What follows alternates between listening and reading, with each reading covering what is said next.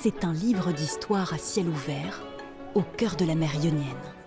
La vieille ville de Corfou est inscrite au patrimoine mondial de l'UNESCO. Son héritage, gravé dans la pierre, dans sa lumière et les couleurs de ses façades, a été forgé par les plus grandes puissances d'Europe.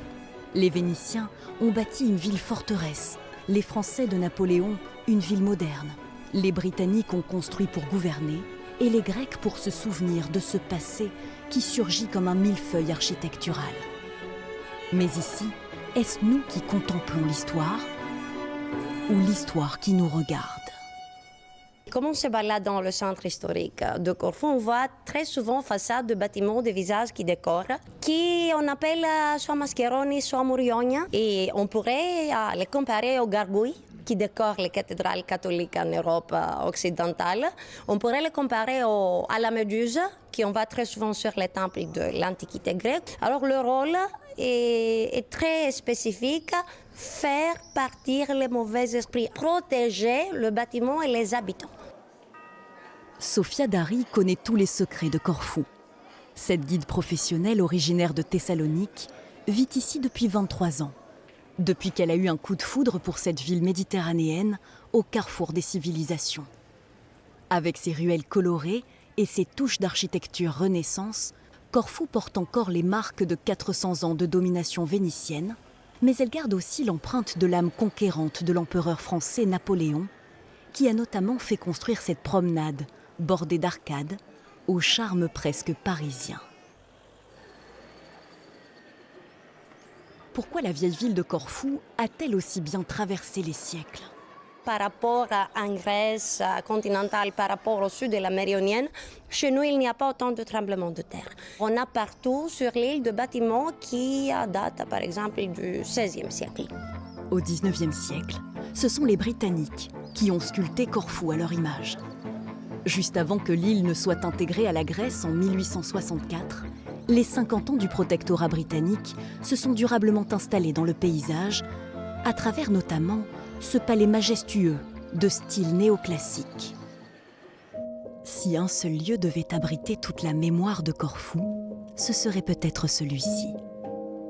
Situé dans une ancienne demeure vénitienne, la bibliothèque de la Société de lecture de Corfou abrite 50 000 trésors littéraires.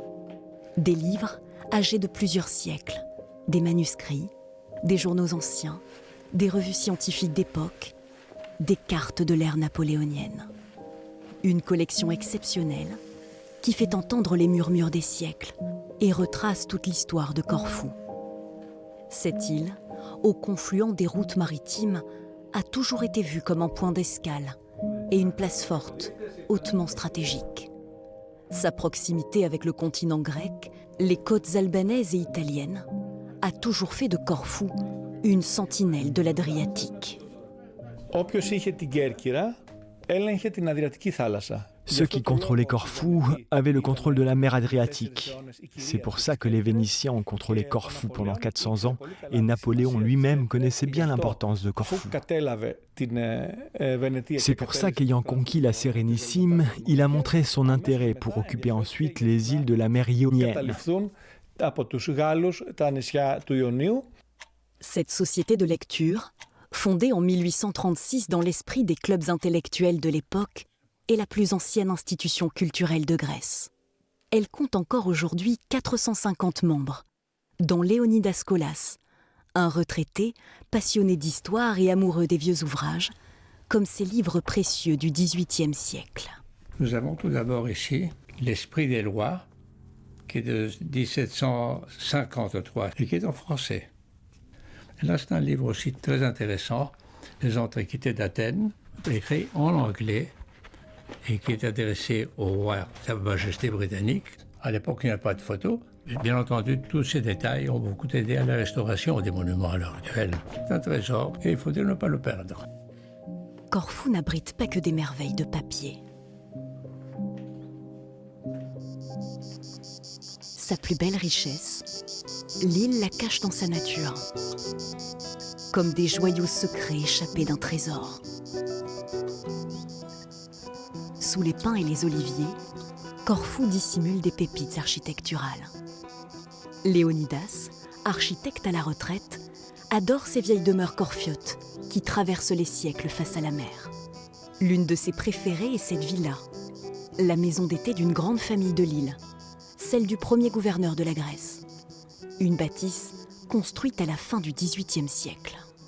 Le style, c'est le style corfiote de l'époque, tout simple. Simplement, ils ont mis des colonnes doriques romaines et les couleurs viennent de l'époque vénitienne. Si vous vous tenez à ça, vous êtes dans le style corfiote. À quelques kilomètres de là, au cœur de la végétation sauvage de la campagne, Léonidas a rendez-vous chez un ami qui vit dans l'une de ces demeures corfiotes. Bienvenue. Bonjour mon Babis. Comment ça va? Ça va. Je suis content de te voir. Un grand merci d'être venu. Cette demeure se dresse sur l'île de Corfou depuis 245 ans. Babis Voulgaris, son dernier propriétaire, l'a entièrement restaurée et lui a redonné son âme méditerranéenne. Cette villa face à la mer, construite en 1780, semble s'être gorgée du soleil de Corfou. Avec ses couleurs de miel et d'ocre, ses tuiles rouges, ses volets verts, ses vignes et ses citronniers dans le jardin, il flotte dans l'air un parfum de jasmin, de cyprès, mais aussi de dolce vita italienne. Corfou est la plus italienne des îles grecques, car c'est la plus proche de l'Italie. Pendant très longtemps, elle a été sous domination vénitienne, donc l'Italie fait partie de notre ADN. La plupart des gens qui viennent ici disent « Waouh, ce n'est pas Corfou ici, c'est la Toscane ». Et là je réponds « Oui, c'est la Toscane, mais sur la mer ». Dans une grande île comme Corfou, disons qu'il y a une vingtaine de maisons comme ça. Et elles ne sont pas toutes en bon état. Ce sont de grands trésors. Ce trésor, Babis en a fait son refuge. Après avoir grandi et vécu à Athènes en appartement, il a changé de vie. Il y a 15 ans, il est revenu à Corfou sur la terre de sa famille. Pour lui, vivre aujourd'hui dans cette demeure corfiote lui permet de renouer avec ses racines. Depuis 5 ans ou 10 ans, on voit que toute une jeune génération de Corfiotes rachète de vieilles maisons dans nos villages. Elles sont parfois restaurées pour y loger des touristes. C'est une façon de préserver cet héritage, d'honorer nos racines, notre identité de Corfiote, tout en créant un business. C'est plein d'espoir.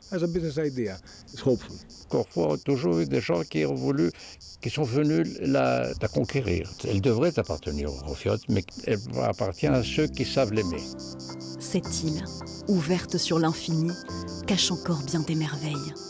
Un patrimoine dissimulé dans ses livres, son architecture et sa nature, qu'elle fait discrètement étinceler au cœur de la mer Ionienne.